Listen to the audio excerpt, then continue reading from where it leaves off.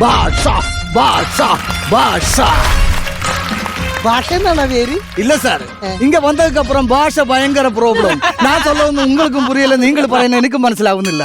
அதனால ഭാഷയ്ക്ക് വേണ്ടി പ്രാർത്ഥിച്ചത് ഭാഷ ഭാഷ. ഇപ്പൊ പറഞ്ഞ പോലെ തന്നെ പറഞ്ഞാൽ മതി. പഴയ സാധനങ്ങൾ കൊടുക്കാനുണ്ടോ ചേട്ടാ? ഏത് വേണമെങ്കിലും എടുക്കും. പഴയതെന്ന് പറയാനില്ല, ഇത്തിരി പുതിയതാണ്. ഒരു മുട്ടോടുണ്ട്, അത് വേണമെങ്കിൽ എടുത്തോ. ഇതാ പുതുസ്. ഇത് എപ്പടി വളച്ചത്? അത് ഞാൻ വളച്ചതാണ്, നീ വേണമെങ്കിൽ അത് കൊണ്ടോക്കോ. ഓക്കെ ചേട്ടാ, ഇതൊക്കെ എണ്ണ വേണം உங்களுக்கு? പൈസ ഒന്നും വേണ്ട, നീ കൊണ്ടോക്കോ. அது முடியாது சார், காசு கொடுக்காம இது வாங்க மாட்டேன். கச்சவடம் சத்தியம் நீதி தர்மம் நேர்மை. അത്രയൊക്കെ ഉണ്ടാ? എന്നാ നീ ഒരു വില പറ. இதுக்கு வந்து ஒரு 15 രൂപ കൊടുപ്പേ. 15 രൂപ പട്ടി തരുമോ? ഇത് കാശ് വേണ്ടെന്ന് മുതലേ ചൊല്ലിട്ട് നീയല്ലേ പൈസ തരാന്ന് പറഞ്ഞത്. തരുമ്പോ ഇത്തിരി വിലക്ക് താടാ. 30 രൂപ. 30 രൂപ കൊടുക്കങ്ങോട്ട്. 30. ஓகே, 30க்கு டீல் ஃபிக்ஸ் பண்ணிட்டேன். ഓക്കെ சார் இது புடி. இது வந்து 200 ரூபீஸ் சேஞ்ச் இல்ல, 170 ബാക്കി കൊടുങ്ക. 170 രൂപ എടുത്തു കൊടുത്ത്. വല്ലതും തന്നേപ്പിച്ചിട്ടുണ്ടാ?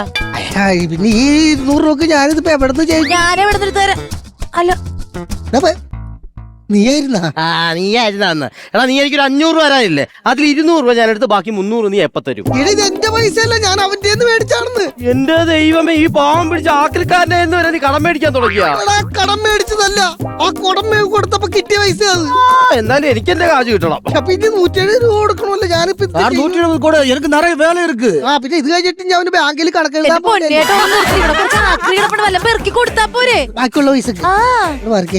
അണ്ണേ, ഇങ്ങ 170 രൂപ തരണ്ടമാ. അതിന് പകരം കുറച്ച് ആക്ക് സാധനങ്ങൾ തരട്ടുമാ.